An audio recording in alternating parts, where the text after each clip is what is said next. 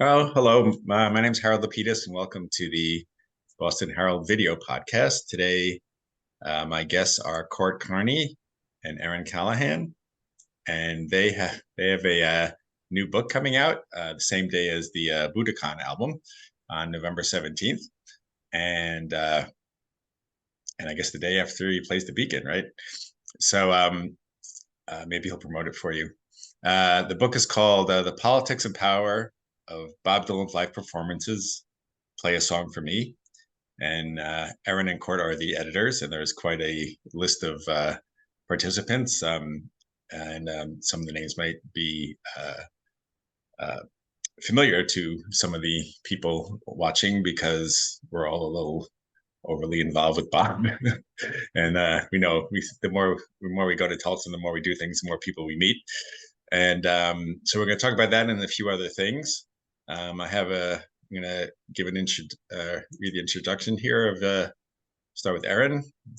Uh, Erin C. Callahan teaches English at San, how do you pronounce it? Jacinto. You want Jacinto. it to be San Jacinto, but it's not. Okay.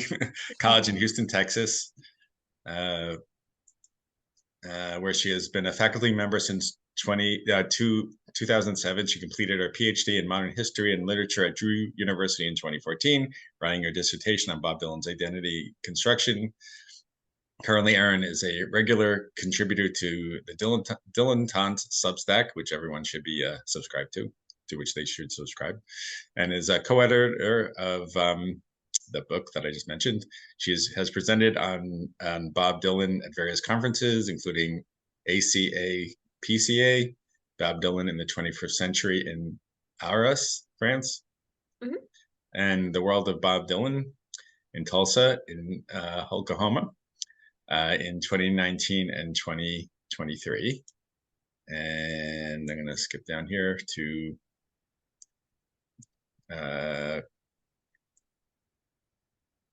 there is Carney, PhD, LSU, is professor of history at Stephen A. Austin State University, where he teaches on race, memory, culture, and music. He is the author of Cutting Up How Jazz Got America's Ear, the forthcoming book on the public memory of Nathan Bedford Forrest. It's called Reckoning with the Devil, Nathan Bedford Forrest in Myth and Memory, and that'll be out in fall 2024 with LSU Press. Just quickly, Court, would you like to say a few words about that book that's coming out next year? It has nothing to do with Bob Dylan. It's a very dark, I would argue maybe even darkly humorous book, but it's a look at Confederate memory through the lens of Nathan Bedford Forrest, who was the first leader of the Ku Klux Klan, and he had a statue in Memphis and a statue in Nashville, and it's kind of framed around those stories about why those statues go up, how they go up, and then because the book took so long to write, they both came down, and so now. As I keep telling my editor, isn't it great that I took forever on this? Because now there's an ending that is less ambiguous. But anyway, no, that book will be out next year, and it'll be fun. It's not fun, but fun, dark, but right, heavy. And Erin, you wrote something in another description that had something with Star Wars and Star Trek and Peanuts, and so what was that all about? Oh, I focused one of my friends who's an editor was he focuses more broadly on pop culture, and so I looked at gender in each of those works. So I wrote about how George Lucas sort of reimagines patriarchal masculinity in the Star Wars saga, and then I wrote about women in corporate roles in Star Trek: The Next Generation, and I wrote about how the little girls in Peanuts are they are kind of trapped in a patriarchy that they are constantly trying to fight against. So gender and pop culture, the intersection of both. And I won't say the other. You told me about something else you're working on. I won't say what it was, but I'm really excited about that one. I don't know if it's a secret or not, but that'll be I awesome. don't know if it is either because I forget what it is. It has to do with Bob Dylan and You can say it. right, the basement tapes. Which one? Because there's two different things. So the one I'm working on for the conference in Denmark, which Court is speaking at as well, that's on the basement tapes and John Wesley Harding, and also looking at masculinity and how those are two albums that he's recording at the same time, but they have different sounds, and exploring how one is a product of his capitalist industrial patriarchal role, and the other is kind of for play. The other project we'll just keep secret. Okay, that's what I thought it might be, but it'll be awesome. Yeah. When you told me that, it was awesome. So I first became aware of Court in the world of Bob Dylan in 2019. He spoke just before me, and he was talking about John Wesley Harding before it was out on the basement tapes, and I got to hear most of it before I had to, prep my speech. So just a little, if you want to, before we get into the book that you wrote, what's your thoughts about the symposiums that you've attended? Because you both went to 2019 and 2023, correct? We met in 2019, and actually that presentation, I went to see the other presentation that Court was on the panel. Jeff Fallis, who's also in our book, he was writing on Dylan and James Baldwin, and I was really interested in that. But I was really just, I was so impressed with Court's interpretation of St. Augustine and Dylan that I wanted to meet him, and so we became fast friends. I think, I don't know, maybe that's not true, Court. You can dispute it if this you'd is like. The nicest thing you ever said to me, and it's been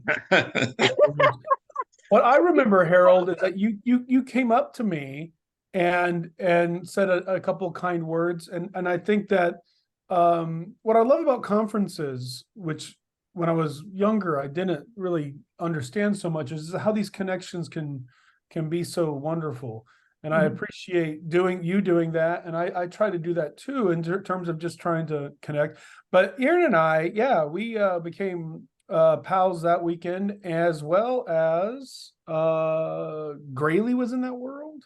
Grayley, because Jim Jim? and I had met, Yeah. Nina, and Sarah and I had met the December before in Arras, France, and Nina said, there's this conference, we should do this thing together, and we put together a panel. And so Grayley knew Jim, and Robert Genio was supposed to be there. And you're right, Harold, it is a very tight group. And so I think you just kind of, like, when we met, we became buddies, and you just kind of came into the group, and I'm glad that you did. I am too. Second nice thing, two nice things I've said to you today. Yeah, I remember I got to see most of Court's presentation, gave my talk. I saw him later, introduced myself. We became Facebook friends, and the rest is history. And that's why I hate social media being the way it is, because I want to get rid of it, but it's the tether to so many people. Yeah.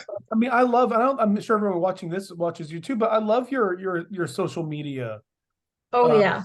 Presence. It's witty. It's there, but you don't always have to have a hot take, which I love, but you're presenting stuff that I don't see elsewhere.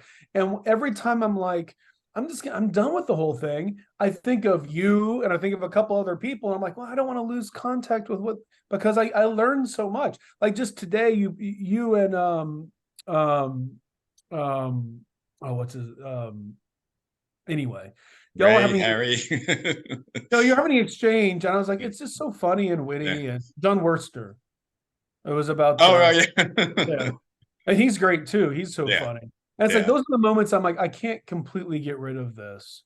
Right. So you're keeping me in the meta world, Harold. So it's all my fault. All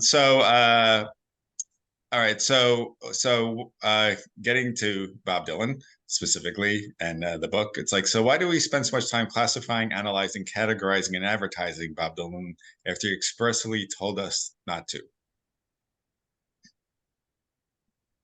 Me too. Because I think, because we don't listen first. Yeah. but I think that he's given us just, he's given us this gift, and it's this beautiful playground that we get to play in, and it's, and dissect and talk with each other about, and how could we not do that? And so I think that, well, he did say that, but then he also said, that everybody's writing a book about him. So, the people who know him should get in on it as well. And so Mm-hmm. if we don't know him, we know his work. So I guess we're just getting in on it. Maybe that's the answer. I was trying to be very serious about it, but I think he said, everyone should write a book about me. I, So I don't know, I think Court, there's what do you think? two things. One, I think it's very fun. Mm-hmm. And I think that it's a fun place to be. Mhm. But Right. I also think that we're asking questions. I think we're several generations, or at least a generation removed from where you're constantly trying to crack him and Mm-hmm. like, oh, interrupt his. That is none of the people that in the book and all the people that we know, that never seems to be the issue. It's not about trying to determine him so much. It's more like, well, here is a body of work that has 10,000 entrances, Mm-hmm. Mhm. and maybe no exits, but it's just it's a way to play with the worlds that we've kind of created elsewhere. That's how I think of it. I don't have an interest in him in any sort of weirdly perverse way, and I or even wanting him to know what we're thinking. I just think it's something that we can create, that's a body of work that is engaging and interesting. And one thing that we don't talk, there was a conference a few years ago on the beats that Erin and I were at, and some of those papers I still think about. There's a couple of essays, papers that I still think about in various contexts. And I think it's a way that we can engage so many different elements academically, sometimes stuffy in a wonderful way, sometimes not so stuffy. And I think he allows this with just such a huge, body of creative work. Yeah, he's like, I think when he's saying that stuff, I think it's a bit tongue in cheek too, because it's like, was it Oscar Wilde? The only thing worst thing than being talked about is not being talked about. And I remember a specific quote when he was interviewed after Hard Rain came out, and and he said, "I changed the lyric to Lay Lady Lay, and no one mentioned it." It's like don't analyze me, but wait, you're not analyzing me. So yeah, and I think it's fun, and I think one thing something you both bring in is it's obviously very well researched, but it isn't pretentious at all. It's very there is a lightness to it. There's an interest. There's a passion to it, and but he's saying fun. It's fun to do. It's fun to find things out. It's fun to exchange those things. So I think that's part of it too. So all right. So the book itself, how did it? I guess start from the beginning. Like, how did this whole project get off the ground? Well, do you want me to tell it, Court? I should probably We try address each person individually, but go ahead. Well, we went to a conference that was, not it was all right. I mean, we went to a conference and we were on a panel and we presented, and I presented on the set list, or a group of set lists that I thought were really dark. And afterwards, Port was very generous, as he is. They're a nice thing. And he said, "I think you've got something here. Do you want to do a book?" And I said, "Sure." And I think that that's really how it came up. And then, so that was November of 2019. And then the pandemic happened, and I was going to work on that other project, or I was working on that other project that I think you were talking about with the Mm-hmm. basement tapes. Mm-hmm. And he contacted me and he said, "Well, we're kind of on lockdown. Do you want to try to do this thing?" And I said, "Sure." So I think he was really, the catalyst for it, because I wouldn't have, thought of it beyond that. So, it was sort of an idea I had, but he really lit the spark on that. I think that I've long been interested in set lists. Yeah. I find them fascinating. And there's a couple of ways we can talk about it in terms of like Dylan's current tour, where the set list is 90%, 95% set. And what does that mean? Because I still think there's a lot of interest there. But I think Right. that I've always been interested, and one of the things I talked about with my paper on St. Augustine was how he used it at different times and where it was placed at different concerts. And I always just found that really intriguing. And so then when Erin starts talking about her connection to set lists and how that has meaning embedded in it, I got excited. I thought, well, that's interesting. And I never in the career to that point, I hadn't done a collection of essays, and I was interested in that challenge. I'm less interested in that challenge. I'm just kidding. It was a challenge. We can put the emphasis on challenge. The learning curve was extraordinary at times. I think it was. What? I agree. I think we learned quite a bit of this process. I would do things a little differently. But once she made those comments, I was like, well, that's interesting. And, you know, I liked her already as a friend, and we're like, well, but this could work together. We don't live that far apart. This is always why I insert the fact that we both, quote, live in an area that is not the same city, but no. Like 3 hours apart, didn't you say you guys live 3 hours apart? No, we live he lives in Houston and I live in the suburbs, but Oh. because of Houston traffic, it takes probably 45 minutes to get to where he is when we meet. Sometimes she, quote, comes to town. But I do. Rate, that made it easy. And you know, during lockdown, there was a couple of conversations I was having with other people that were online and Zoom, and it was really great. And I think that this was a great opportunity for us. And then we started reaching out to some people, and the people we talked to were very receptive. And that kind of grew from there. And then we kind of fumbled and stumbled our way forward. Probably accurate.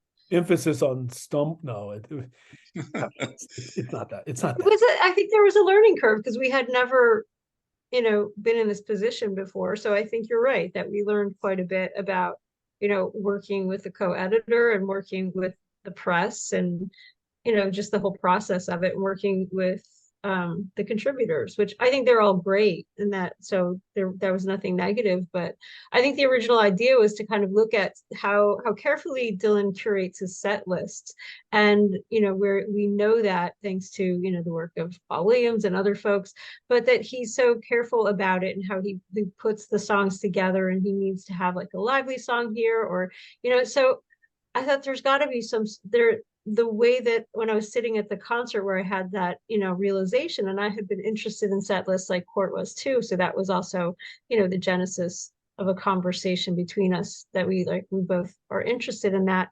It just seemed like it was really dark. And then I looked at all of the set lists in the tour and where he would change a song out, which is, what he's doing now with a pretty fixed set list.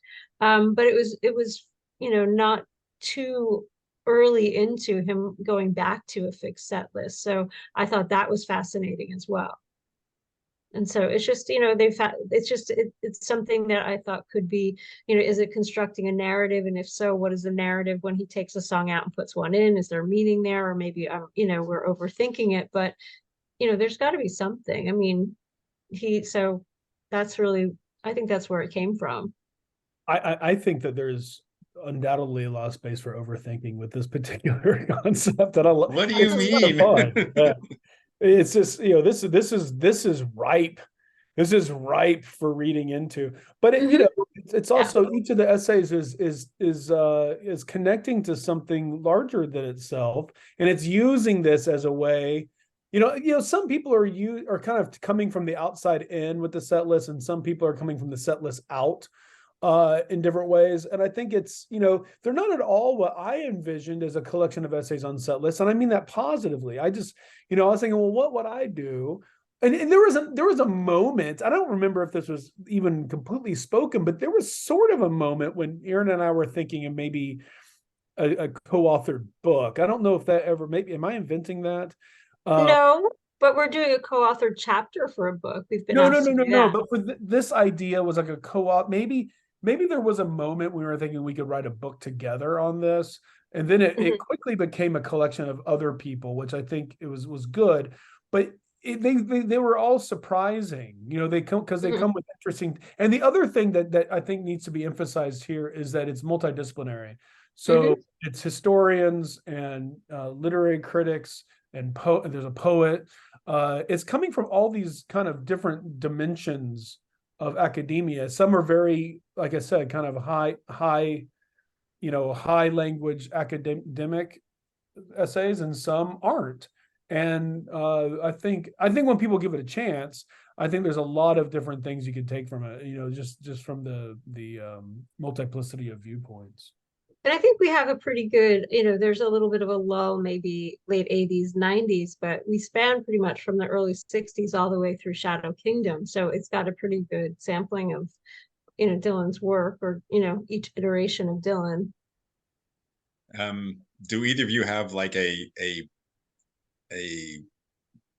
maybe not a favorite set list, but an example of a set list that, without going to, all through all 15 songs there, but something that's like, well, this night he did this and it meant that, any kind of thing like that comes to mind? I think one thing I looked at, and, was just how dark. The last time he changed his set list in 2016 was 2 days after Trump was elected. And I would have to look at my chapter again to tell you what songs he swapped out. But it was definitely, it took a turn for the more nihilistic after Trump was elected. And it was fascinating to me. So I think it's not really my favorite, but I thought that was an interesting turn. I think going back, it's funny because at the time, it seems like contemporary, there's a moment when people are like, well, he used to do songs this way. And there's always a little bit of critical, is this tour is not what it was, whenever it was. But you go back to those moments, certainly if you go back to like the 90s, when it's a little bit more freewheeling, those are some amazing set lists.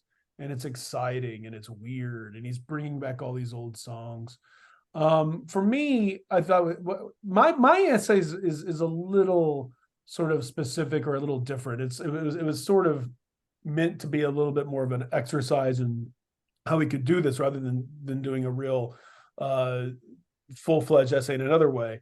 But it was looking at Song to Woody, which he doesn't play that often, and then when he does play it, using those moments of kind of understanding, well, why, and the whole point for me is that Song to Woody is kind of the genesis point. I mean, that's the song that sort of sets stuff off. And I think that, I don't go into this in the essay, and I don't think about this as a scholar, but as a human being, you wonder when you play those particular songs, there's got to be a handful of songs that are so specific to a time, you kind of wonder, when do those get pulled out? When do those come back in? In the early 70s, that's an interesting moment. In the 90s, again, that's an interesting moment. It becomes a fixture for a little bit, and then it disappears again. And I'm sure there's a lot of ways that as a professional musician, these songs are all just songs you perform, whatever. But I do think that particular song is like, well, why does that come back when it does? And I don't think there's an answer to any of this. And I would love to be in a position to ask him that question. And if I ever had the chance to talk to him, I would never ask him this question. But it would be fascinating. You wouldn't answer it anyway. Yeah, no. I was at a concert. I was at the Portchester concert, and a gentleman started asking me, well, if you could ask him anything, what would you ask him? And I was like, man, I don't know. And he went into he had a whole prepared speech. I was like, well, that's great. He also asked me one of my favorite questions I've ever been asked. He turns to me and he says, have you ever had Bob Dylan show up in a dream? I was like, that's heavy. And I don't think I have, but he goes, I talk to him often in dreams. I was like, this guy's tapped into something. I don't know what that something is, but I do love that. I was like, well, you're connected. I don't know what wavelength you're bouncing off on, but I like it. I'm going to start asking everybody that.